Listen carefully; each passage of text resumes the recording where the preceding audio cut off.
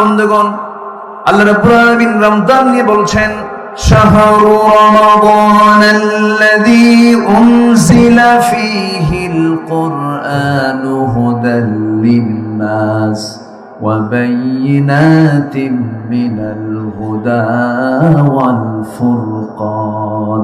জোরে বলুন আল্লাহু আকবার।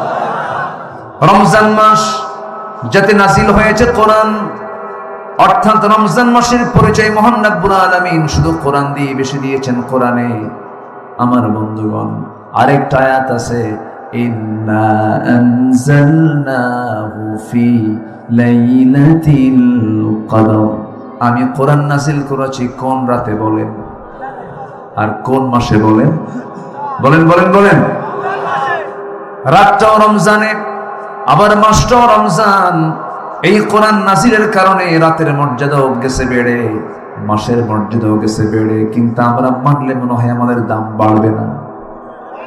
আসতে কয় মাসের দাম বাড়ে, রাতের দাম বাড়ে, আর আমার দাম বাড়বে কম না বেশি?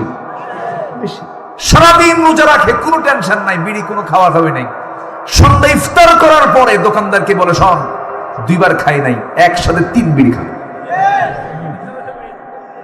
মানে সারাদিন খায় নাই, ওটা সহ কাজা তোলে।